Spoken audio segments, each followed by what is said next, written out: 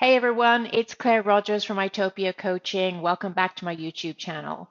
So last week I talked about where lack of motivation comes from, and this week I want to talk about how to get motivated. And in particular, I want to talk about how we can increase our energy. And the reason why I want to talk about this is because usually what happens is if we're not motivated, it's because we don't have any energy. So I'm going to talk about that. And in particular, I'm going to talk about evening rituals and morning rituals that we can set up that will help us create more energy.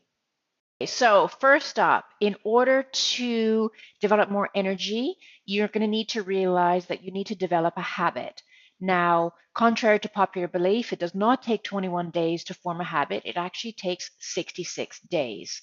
So, in order to make sure that you do form a habit of increasing your energy levels, then what I suggest is get a notebook, a diary, an Excel spreadsheet, whatever is going to work for you, some sort of a system that you can track the habits that you're forming over the next 66 days. I really recommend that you track it because if you don't, it's going to be very easy to one, not form the habit, or two, to fall out of the habit. So, first up in our quest to obtain more energy is to look at our evening rituals, how we spend our evenings. And the reason why I want to look at that is because how you end your day is just as important as how you start your day. So, I need you to ask yourself the question, how are you spending your evenings? Do you spend your evenings consuming TV? Or do you watch the news? And the reason why I'm asking you that question is because the news and TV is not going to give you energy. And an interesting fact as well is I read a study recently that said that the average person, by the time they reach the age of 65, would have spent 10 years, get this, 10 years of their life watching TV. So that's just something for you to think about is, are you spending your evenings watching TV? Now, I'm not suggesting giving it up altogether, although that might be something that you want to consider, or at least reduce the amount of time that you are spending consuming TV at night. Instead, you could be thinking about mastery instead of TV. Now, what does that mean? Well, say you have a goal that you want to achieve in life. Think about what you can do to master that goal at night. Do you need to take a night class? Do you need to read a book? Do you need to watch a podcast? How can you master that craft at night? If you spend your evenings with mastery or trying to master your craft, this will help you increase your energy as opposed to just watching mind-numbing TV or watching the news. I would also make a note of the news as well. Watching the news at night, and in particularly watching the news before bed, is not going to serve you or help you, one, get a good night's sleep, or two, help you create a positive mindset. And the reason being is because the news has a negativity bias. Okay, so now I want you to pretend you've mastered your craft, you spent time with friends and family this week. Now I want you to think about how you are spending your time before you go to bed at night. So studies say that we need 7 to 9 hours of sleep a night. Let's split the difference and say it's 8 hours. How are you spending that time before you go to sleep? Now, the majority of people actually spend their time right until the last minute before they go to sleep and turn the light out. They're looking at their phone, they're looking at social media, they're looking at the internet, they're looking at the TV, they're looking at the news. But this is not helping us get a good night's sleep, which in turn is impacting our energy levels. And the reason being is that technology, and in particular our screens that we're looking at before we go to bed, is actually inhibiting the formation and the development of a sleep hormone called melatonin. So I need you to commit to, for the next 66 days, and hopefully by that point it will be a habit. I need you to commit to turning off technology an hour to an hour and a half before you go to sleep in order to aid you in getting a good night's sleep. Okay, so I can already hear you groaning and saying to yourself, well, what the heck am I supposed to do an hour to an hour and a half before lights out, Claire? So there's a few things I would say, and again, these things are going to help you develop energy in the long term. So first up is I would get a journal or a diary and keep it by your bedside table. And every night before you go to bed, write down 3 things that you're grateful for that have happened that day. Even if it's a bad day, find 3 things that you're grateful for and write it in your diary. This is going to help you create an attitude of gratitude and will actually help you relax before you go to sleep. On top of that, I would say consider doing 10 minutes of stretching before bed. Most of us have spent most of our day in front of a computer, and so we're all kind of hunched over. Our posture is not great after a while. So before you go to bed, do 10 minutes of just stretching it out. Maybe do some yoga poses. Also, consider doing 10 minutes of meditation every night. So if you think to yourself, well, I don't even know how to meditate, and that sounds a bit weird and woo-woo, Claire. And hey, I get it. I was a terrible meditator for years, but there are some great tools out there that can help you out. So there's an app called Headspace. There's an app called 10% Happier. There's also an app called Calm that you can try.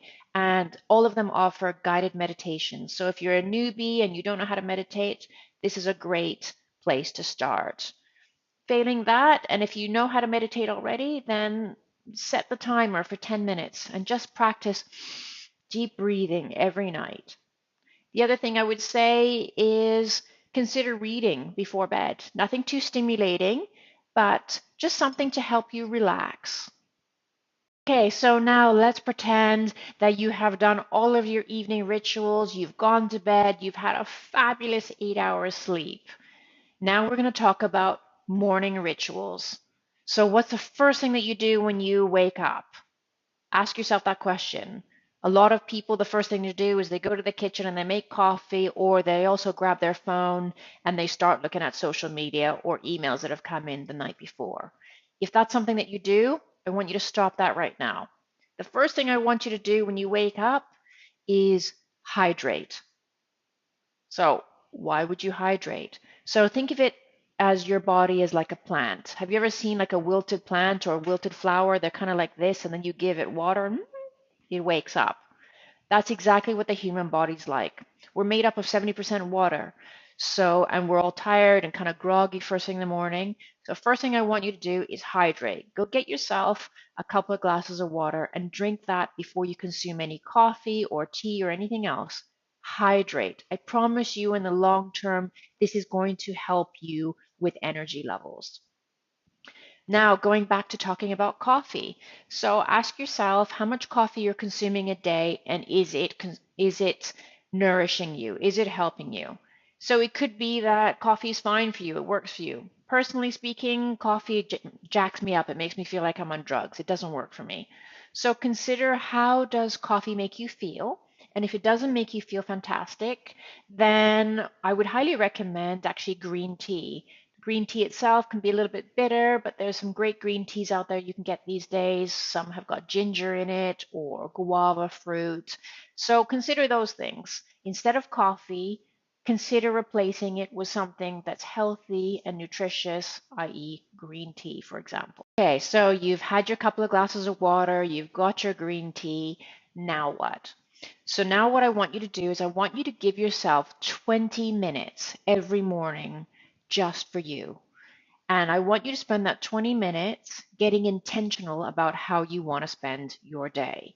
Now, I can already hear you groaning and you're saying, Claire, I don't have time for that. I got to get the kids to school. I got to go to work. I got to do this. I got to do that. Hey, I get it. We're all busy, but find the 20 minutes. Get up 20 minutes earlier if you need to. Go to bed 20 minutes earlier at night if you need to. But give yourself the gift of 20 minutes every morning. Now, I want you to get that notebook that you had on your bedside table last night, and I want you to write down 3 things that you're grateful for that morning. Now, you're probably tired and you think, I don't know what I'm grateful for. Okay, I'm going to give you some suggestions. Number 1, you woke up, so it's a good day. That's a bonus, right? Number 2, I'm grateful for the cozy bed that I'm in. I'm grateful for central heating. I'm grateful for running water. I'm grateful for the birds chirping outside. I'm grateful for the opportunities that the day presents. These are just some examples. And the reason why I want you to write down 3 things that you're grateful for every single morning is because, again, you're going to be creating an attitude of gratitude, and this is going to help your energy levels. Next up, I want you to spend 10 minutes every morning meditating. Again, I just mentioned some apps that will help you with that. Now, you're probably wondering, why do you need to meditate in the morning? It's because it will help you become mindful and will help you relax. And it will also serve you and set you up for a good day. The next thing I want you to do in that 20 minutes is to set your intentions, and I want you to write it in your diary. Now, what does that mean exactly? So, I want you to be intentional about your day. And if you write down a statement on how you want your day to pan out, then you will be mindful of that intention all day. So, let me give you an example in practical terms. So, I do this every morning. I write down one sentence that I want to be my intention for the day. So, for example, I'll say something like, today I am working in mindful awareness. I am cultivating a positive mindset, and I'm only eating food that is nourishing me. So, if I write that in my notebook, I have set my intention for the day so that when I go to get my lunch, for example, I will remember that I set an intention to eat nourishingly in the day. I'm not going to go buy the cookies and the junk that I want to buy because I have set my intention of the day. Equally, if I see things that annoy me or piss me off, I'm going to remember my intention that I set, which was that today I am going to cultivate a positive mindset. Now, you're probably thinking this sounds crazy, Claire, but I promise you it does work. But it's not going to work in the short term. You have to commit to this. You have to commit to making this a habit every single day. The other thing I would say is get moving in the morning. So after 20 minutes of some meditating in the morning, some deep breathing, some gratitude journaling, and setting your intentions, think about how you can get moving in the morning, and this will help you increase your energy. So, if you are a home worker, for example, so what I would recommend is before you just go mindlessly from the kitchen to your home office, which, hey, I used to do for years as well, instead, have a shower, put your clothes on, and go for a walk for 15 minutes, and then come back and start your day. Okay, so if you're not a home worker, then again, maybe consider getting up early and going for a quick 10-15 minute walk before you get in your car and you go to your office. If you have to take public transportation to get to work, then consider walking 10 or 15 minutes to the nearest bus stop. So we're doing this just to get our bodies moving. And again, initially, you're going to want to probably resist this. You're going to want to resist getting up early, going to bed early.